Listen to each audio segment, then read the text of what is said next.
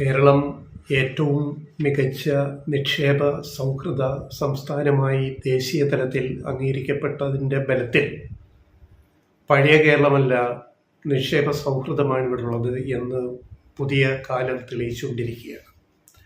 കഴിഞ്ഞ 8.5 വർഷത്തെ ഭരണത്തിൽ പിണറായി ഒന്നാം സർക്കാർ, രണ്ടാം സർക്കാർ ചെയ്ത കാര്യങ്ങൾ ഇപ്പോൾ അതിൻ്റെ അടുത്ത പടിയായിട്ട് ഈ ഫെബ്രുവരി 21, 22 തീയതികളിൽ കൊച്ചിയിൽ ആഗോള നിക്ഷേപ സംഗമം നടക്കുകയാണ്.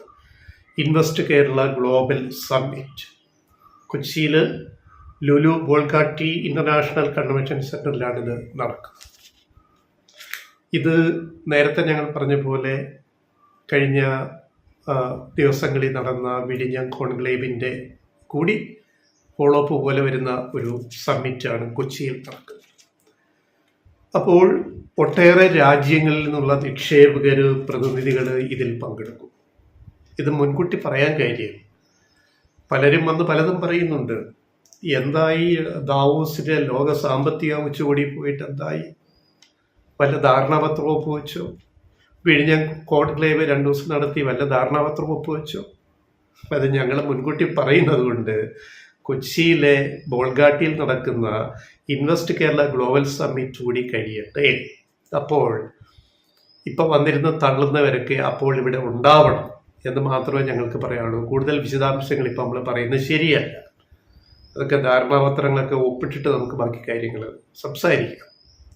അത് ആരോടാ പറയുന്നത്? ഈ വന്നിരുന്ന് വിമർശിക്കുന്ന ചിലരോട്, നമ്മുടെ പ്രേക്ഷകരോടല്ല ഉദ്ദേശിച്ചത്. അപ്പോൾ എന്തുകൊണ്ട് കേരളത്തിന് ഈ നേട്ടം കിട്ടി എന്നുള്ളതിൻ്റെ ഉത്തരം അത് കിഫ്ബി തന്നെയാണ്. കേന്ദ്രം വരിഞ്ഞു മുറുക്കിയിട്ടും ഈ കഴിഞ്ഞ 8.5 വർഷം കൊണ്ട് കിഫ്ബി 87,500 കോടിയുടെ നിക്ഷേപമാണ് കേരളത്തിൽ നടത്തിയത്. 87,500 കോടി ചെറിയ തുകയല്ല. അപ്പോൾ കിഫ്ബി 2017 ആദ്യ പിണറായി സർക്കാരിൽ അന്നത്തെ ധനമന്ത്രി തോമസ് ഐസക് നിയമസഭയിൽ പ്രഖ്യാപിക്കുമ്പോൾ 2017 തോമസ് ഐസക്കിന്റെ പ്രഖ്യാപനമാണ് കിഫ്ബി ധനമന്ത്രി എന്ന നിലയ്ക്ക്.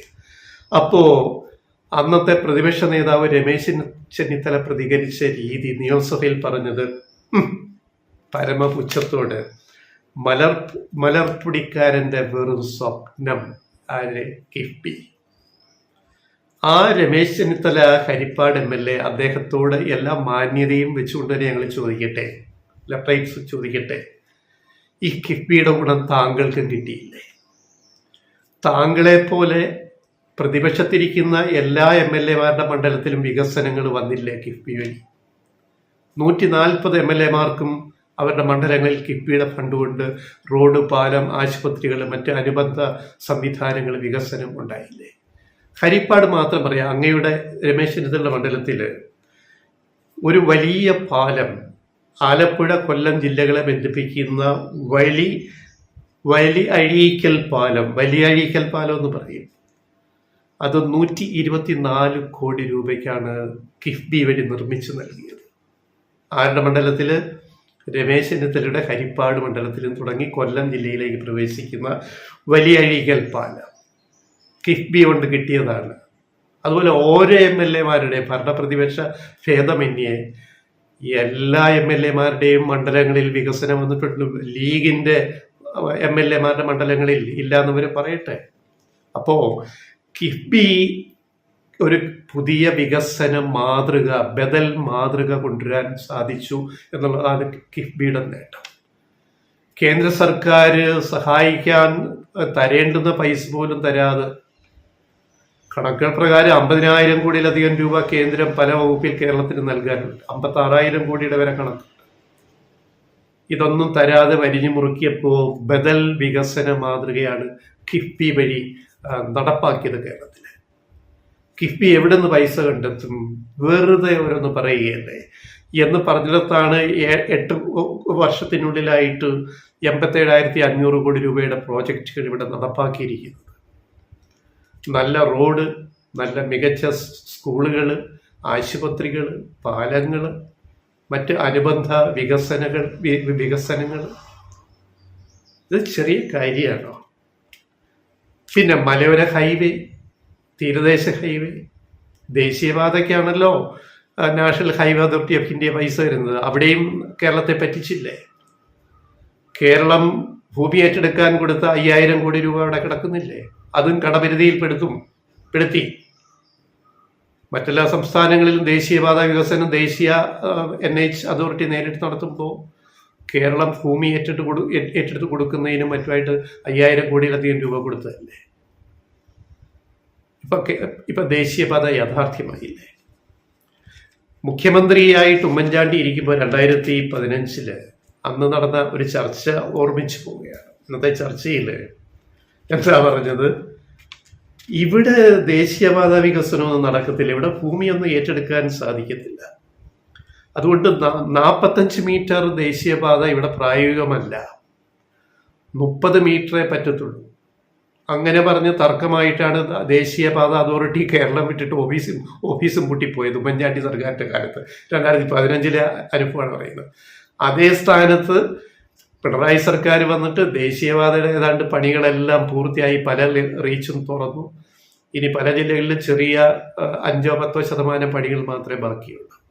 അത് മാസങ്ങൾക്കുള്ളിൽ അത് തീരും. കേരളത്തിൻ്റെ ഒരറ്റം മുതൽ മറ്റേ അറ്റം വരെ എത്രയോ സമയലാഭത്തിലൂടെ പോകാൻ പറ്റും.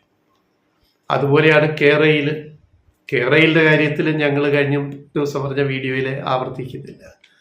കേരളത്തിൻ്റെ വികസന കുതിപ്പിൽ കേരളയിൽ പ്രധാനമാണ്. അത് സെമി ഹൈസ്പീഡ് ആയിക്കോട്ടെ, അതില്ലാതെ കേരളത്തിന് മുന്നോട്ട് പോകാൻ പറ്റത്തില്ല. വിഴിഞ്ഞം കേരളത്തിൻ്റെ കുതിപ്പിലെ ഒരു വലിയ ഒരു ഘടകമാണ്. ഇതിൻ്റെ ബാക്കി കാര്യങ്ങളൊക്കെ നിക്ഷേപ സംഗമത്തിൽ കൊച്ചിയിലെ ഗ്ലോബൽ ഇൻവെസ്റ്റേഴ്സ് സമ്മിറ്റിൽ ഉണ്ടാവും എന്ന് ഞങ്ങൾക്ക് പ്രതീക്ഷയുണ്ട്. അപ്പോൾ ഇത്തരം കാര്യങ്ങളിൽ വലിയൊരു മുന്നേറ്റം കേരളത്തിന് ഉണ്ടായി എന്ന് സമ്മതിക്കാൻ പലർക്കും മടിയാണ്, സമ്മതിച്ചു തരാൻ മടിയാണ്. പിന്നെയും എതിർക്കുക, പിന്നെയും ഓരോന്നിനെ എതിർക്കുക, കേരളയിലിനെ എതിർക്കുക. വേറെ ഇപ്പം ദേശീയപാതയെ പറ്റി ഇപ്പോൾ ഒന്നും മിണ്ടുന്നില്ല, കാരണം ദേശീയപാത വികസനം യാഥാർത്ഥ്യമാകുന്നത് കൊണ്ട് ഇപ്പം മിണ്ടാട്ടമില്ല. വിഴിഞ്ഞത്തെ പറ്റിയുള്ള വിമർശനങ്ങളും പതുക്കെ പിൻവാങ്ങി പലരും മാളത്തിൽ ഒളിച്ചു തുടങ്ങി. വിഴിഞ്ഞം കുതിക്കുകയാണ്, പിന്നെ കപ്പൽശാല പൂവാറിൽ വരാനുള്ള നീക്കങ്ങൾ സംസ്ഥാന സർക്കാർ തുടങ്ങിക്കഴിഞ്ഞു എന്നൊക്കെ വന്നപ്പോൾ ഇപ്പം അതിത്തിരി ഒതുങ്ങിയിട്ടുണ്ട്, മാളത്തിൽ കയറിയിട്ടുണ്ട്. പിന്നിപ്പോൾ കയറി പിടിച്ചിരുന്ന കേരളയിലാണ്. കേരളയിൽ ഉപേക്ഷിച്ചു. അതിൻ്റെ മറുപടി ഞങ്ങൾ ഇന്നലത്തെ വീഡിയോയിൽ പറഞ്ഞതാണ്, അതുകൊണ്ട് ഇനി പറയുന്നില്ല. അപ്പം ഇതാണ് കേരളം, ഇന്നത്തെ കേരളം. നല്ല റോഡും പാലങ്ങളും ആശുപത്രികളും ജീവിത നിലവാരവും ജനങ്ങളുടെ ജീവിത നിലവാരമൊക്കെ ഉയർന്ന ഒരു കേരളം ഇവിടെ ഇപ്പോൾ ഉണ്ട്. അത് ഇവിടുത്തെ ജനങ്ങൾക്കറിയാം, ഭൂരിപക്ഷം വരുന്ന ജനങ്ങൾക്കറിയാം.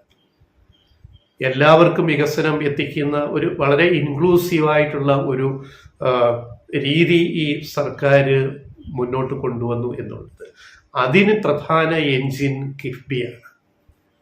ആ കിഫ്ബിയെയാണ് ഇപ്പോഴും വിമർശിക്കുന്നത്. കിഫ്ബി വഴി എന്ത് നടന്നു എന്ന് സ്വന്തം മണ്ഡലത്തിൽ വരെ വികസനം കിട്ടിയത് കാണാതെ സംസാരിക്കുകയാണ്. മലർപ്പൊടിക്കാരൻ്റെ വെറും സ്വപ്നം കിഫ്ബി എന്ന് പറഞ്ഞിടത്ത് 8 കൊല്ലത്തിനുള്ളിൽ ഇപ്പം എന്താ സംഭവിച്ചത്? ഒരു വിസ്മയം കേരളത്തിൽ സംഭവിച്ചു വികസന രംഗത്ത് എന്നുള്ളത് ഈ നാട് നീളൊന്ന് സഞ്ചരിച്ചാൽ മനസ്സിലാവും. ബാക്കി കാര്യങ്ങൾ കൂടുതൽ പറയേണ്ടതില്ലല്ലോ.